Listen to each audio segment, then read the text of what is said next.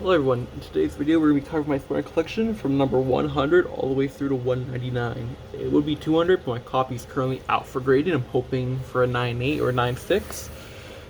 So yeah, we're going to start out with 199. This area of Spiderman is very interesting. It's from about 1969, I believe, through 1981. I forget the publishing dates, but it's a pretty long time span.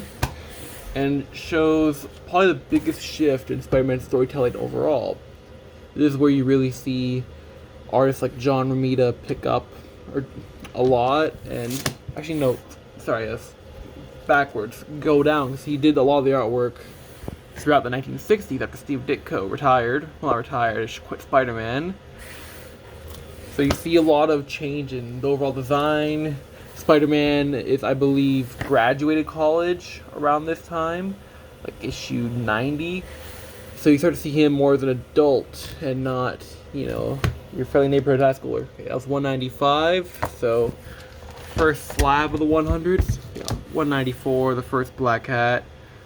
Not the best copy, 5.5, but it's good enough for me, and it was priced right. I got it for, I believe, 100 flat, which raw goes for about 150 in that fine condition. These are all Canadian prices, of course, not American dollars. So yeah, it was too good to pass up on. These books too are very expensive, I find, especially in the higher grades when you get to that very fine and near mint range. Even filler books like this book is probably, I think I have it at 9.4, 9.6. It's probably worth $20, even though it's pure fillers. It's an okay cover. I like the buildings a lot, but yeah, it's just this spot is known a lot for being pretty expensive. These even filler books, sometimes I find they're more in the Silver Age, at least mid grade compared to low grade. It's very, very odd to me, but end of the day, I can't do anything about it. I did get a good deal on a lot of these actually. There's a couple auctions a while back on Facebook that had most of these books like this I probably paid $1 for. Sure, it's in rough shape, but for $1, get it in there, and maybe one day in a collection, I'll find a better copy I can upgrade. And this one too, for me at least, is very random. There's some collections I bought in the past that had really high grade stuff. Like this book, I'm pretty sure I had it at a 9.4. So you'll see a lot of high grade mixed in, and then you'll get books that are very low grade. This is another nice one. It's probably very fine. But you'll see a lot of it is rough, which to me, of course I would like to upgrade one day, but I'm more prioritized on getting the books in the collection, get the run finished. Especially the Silver Age. Silver Age it's crazy. I have, I believe, 65 of the first 100, which of course is a lot, but when I'm still missing books like number 3, number 1, of course. Yeah, even books like number 8 or 10, which are relatively filler, are still worth hundreds of dollars. And I'm sure if you add up the filler I'm missing, not even including the big keys, it's still worth more than the entire 100s. And I do have the bigger keys, which you'll see later. Actually, you won't be seeing 121, 122, but that's only because it's in a frame and hanged up in a spot where I don't really want to take it out. But yeah, they're there. They're very iconic books. You all probably know them. I'm not gonna pull out the giant frame and re-screw it all back in my wall just to show for 2 seconds, But yeah, also 129, 101 was a big key, but now it's Morbius. Nobody cares about Morbius anymore. Still pretty expensive compared to most books in this area, but it's worth probably less than the Black Hat now, which is pretty surprising because it's on the borderline of Bronze Age to Silver Age. I believe it is Bronze Age, but like literally 2 months in the Bronze Age. So some people will call it silver or believe it is silver. Yeah, this one is weird. I think it's a Whitman variant. I don't know. I paid $2 for it. It's clearly, look, you can see, it's very low grade. I believe, yeah, that is on the actual comics, on the begging board. But $2, get it in the collection, just why not? I'm not a perfectionist overall. I don't mind if a book's low grade. I've read all these books too. Every book I buy, I'll just read. Mainly, of course, I'll mainly check for the pages if they're all there. But of course, while I'm at it, why not read a bit? You know, take the opportunity. The bigger books, I don't really read because I'm worried I'll get too lost into it and handle the book poorly. But books like this, you know, mid grade, whatever, I'll enjoy it a bit. I don't care if I get a couple more spine ticks. And then big keys, however, like 129 or First Green Goblin number 14, those books I only buy graded, unfortunately. Of course, I'd love to read them like an actual copy, but I'm at a point where I cannot justify paying, you know, $2,000 for a copy and risk restoration. Maybe we missed a tear on the interior, maybe there's an ad missing or a page missing. This book was a lot. I don't know why it's worth a lot, but it's like $30, I believe, in like very fine condition. But yeah, I only buy graded books for the high end keys, like over I'd say $600, especially Silver Age or Golden Age, just because the peace of mind. I'd hate the feeling of, fuck, did I miss maybe some color touch or miss anything? I need to know for 100%. I'm just like that. Because I know people too who have even graded books like A300 or First Hobgoblin, which are pretty modern books, but they've gotten color touch. Just back in the day, it was very common. Back in the day, actually, I believe I remember reading into it. I think it was Overstreet that covered it. That back in the day, restoration was seen as a good thing. You get your book restored. That's how it was. You'd get the leaf casting on tears. You'd get color touch for those flaws. You'd trim to get rid of marble chipping on books like AF-15. It's just how it was. It didn't affect the value. But now, collectors don't want to restore. I'm sure the same with the coin market. I know the coin market, if you have a clean coin, like any sort of chemical cleaning, anything beyond, you know, a brush scrubbing it, with some soap maybe, able to destroy the value of a coin. Yeah, this one has no board. I got it for $1, like a flea market sort of thing a few months back. Haven't got a board yet. I don't know why I haven't. Probably just laziness, to be honest. I'll get one after filming. I have a few lying around. Just don't know why I haven't dug them out yet. Storage. We're approaching the 150. This is an area of Spider-Man I really enjoyed reading. I read all the books online. I just found a site to pirate off of. A lot of the stories, the Ben Reilly story, the overall aftermath of Gwen's death, to me is a really, really enjoyable part of the series, and amongst my favorite from the Spider-Man's first volume, which is one from 441, of course. After that, I don't really enjoy it. Like, to me, if it ended at 400, which spoiler, it's like 30-year spoiler, Death of Aunt May, if it ended there, open-ended, Spider-Man's story will continue, you continue to be Fred in the neighborhood, that would have been amazing. But they did all the weird clonage stuff in the 90s. After 441, they kind of revamped it. They brought Aunt May back like 3 times, killed her off 3 times, brought back Norman Osborn, Gwen Stacy. What's that storyline called with Mephisto? Like the One More Day, One More Chance storyline. Iconic, horrible book. There's all of that, to me, isn't really needed, but, here's the first Ben Reilly. I have like 5 copies of this book now. To me, it's a spec book. I'm not big into speculation books, but this book to me is like $20 raw for a nice mid-grade, which for Bronze Age even filler is a lot. But Ben Reilly is such a cool character in general, and the pretty major to the overall Spider-Man, what do you call it, the multiverse storyline, the whole movie's in the last movie. He'll probably be in the next movie too with Miguel O'Hara going after Miles. So to me that is a book I'm looking out for, and I'm just hoarding copies whenever I find it for a decent price. Yeah, this book is stupid high grade. I might get it graded, just I can't really find any sales for a 9.8, and then a 9.4, 9.6 is like $150, and to me it's just not really worth the risk. Unless I know that 9.8 is worth like, let's say, $1,000 or something stupid, then it's like, okay, I'll gamble and go for the 9.8. If I get the 9.6, 9.4, I'll break even. Because I paid, I think, 30 for that book, which is a lot normally, but again, it's super high grade. So I didn't really question it. I was like, okay, that's totally fair, man.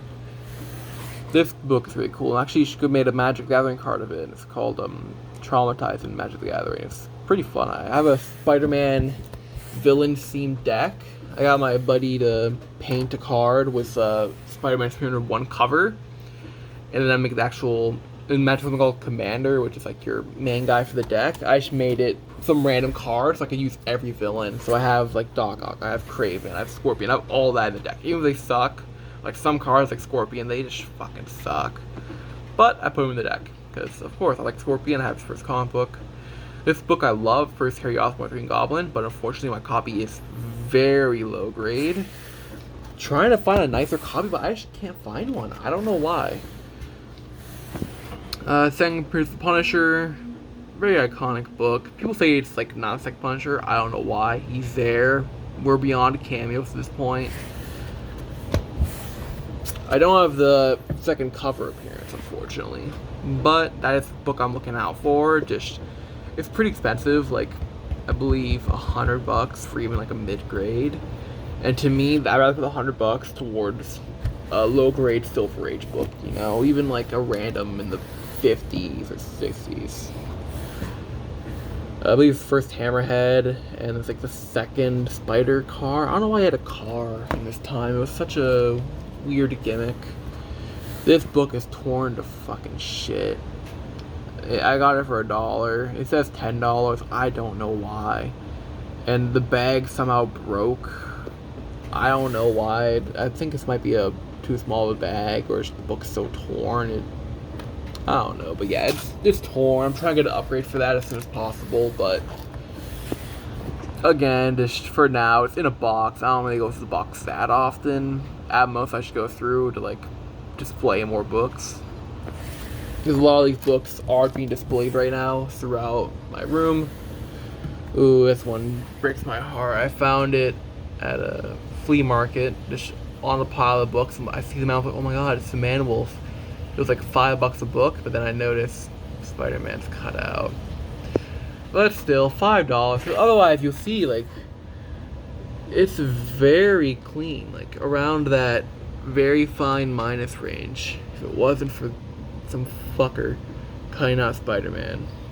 But yeah, $5. To me, the book's a bit overpriced. I've seen it go for, like, nearly the same amount as Morbius. And Morbius, although isn't popular anymore after the movie, he's still a much cooler, more popular character than fucking Man-Wolf. Man-Wolf only had like 3 books where he got turned back into a human or some crap, or he died. I forget. I read this era of Spider-Man in very long, and even then I barely remember most of the filler books like this. I only remember the big issues like Luke Cage. Oh, I just realized we're at 117. We way past the big one. Thought I didn't have it for a second. Nope, I got it.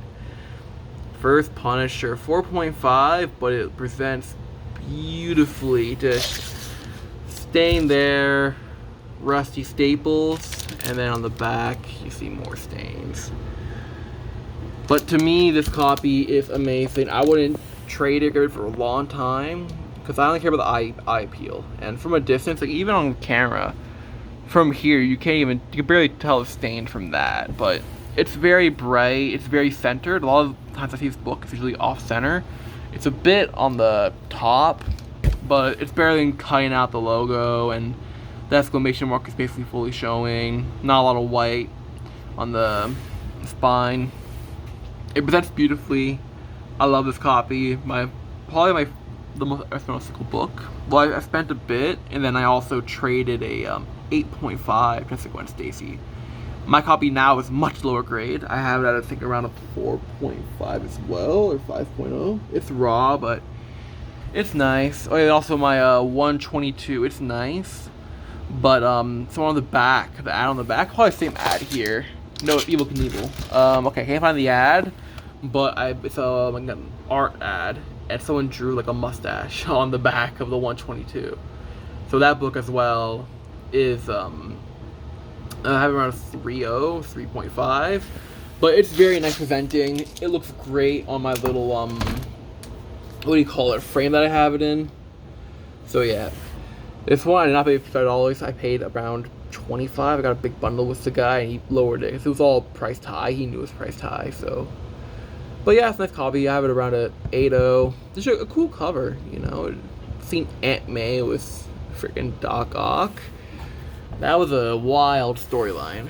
Earlier we saw the wedding, which I kind of glossed over, but it's an iconic one. This one I believe is the first Hammerhead. I always forget the Hammerhead key. He's a cool enough character, but of course you can't really compare him to someone like Kingpin. This one is some sort of key. I forget though. There's so fucking many keys in this era. Every other book it feels like there's a new character or a new concept being introduced.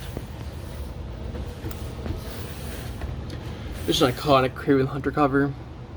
I got it pretty cheap. I'm pretty sure it's worth a good bit. Like compared to most books, it's pretty expensive for a filler. But I got it for I believe $5 at a Comic-Con. Yeah, Comic-Cons, especially ones near me, a lot of the vendors are either very overpriced. There's this one guy, very fair, Nefarious Comics. Like his books are priced dead on. You want the book, you pay what you ask. You know, issue with him a cheap ass, so I try to get the good deal. So I go to his booth, you know, just if there's ever a book that I'm really trying to find, I haven't been able to find a copy for a long time, I'll get. And every time I'll look up the comps, it's dead on. Or if it's a book I've had for a while, it might be a bit outdated because it's been a long time, right? You have a book for a year, which happens a lot. People think you get the book, you sell it quick, it can take a year to sell. If you take a long time to sell, the market moves. It can move up, it can move down. Even when it goes up in price, I'll let them know, like, hey man, this book's gone up, you know? And at the end of the day, he is fair, so I'm not gonna sit there and argue when the guy is priced bang on or typically a bit under, which makes sense, because if you sell this on a platform like eBay, which data comes from, there will be fees and all that shit. 102, this book, I fucking hated getting this book, because I got it around the time Morbius came out, and I don't know why this book just never tanked in value. It was still going for like $50 raw and mid-grade, I don't know why. So I found this copy, I was like, look man, it's staying, I'll give you $10 for it. He took it, it's probably worth less than $10, but I just wanted it fucking gone. And it's oversized, I don't know why it's oversized. Like, oh, did I have 103? I don't know, 103. Oh yeah, I had a higher copy I sold of 103 a while back for a good price. But yeah, 103 is not oversized, 101 is not oversized. I just hate this book. Everything about this fucking book I hate. But yeah, it's there. I need it for the run. 101. Probably the biggest tank throughout the comic boom. I remember this book was going for probably nearly $500 in this grade. I got it after the movie came out for around $150 or $200, I believe, which it's worth about that much today. It goes up and down. It's like $150 to $250 all the time, just because at the end of the day it is early Bronze Age, late Silver Age Spider-Man. It is a key. It's an iconic cover. It's an iconic storyline. People want it. People will pay for it. I'm sure the high grade market's tanked far more. I remember seeing a sale around 2023. I think it was $20,000 for a 9.8. I'm sure now it's down to like maybe a couple thousand, few thousand. You know?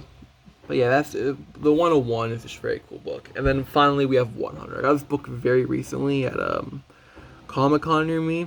I got this, and actually it's right in front of the rest of the box. I got these books together from the same guy. Because yeah, rest of this box I have from my 1 through 200, as you can see. Because a lot of my, especially Silver Age, it's all displayed, so yeah.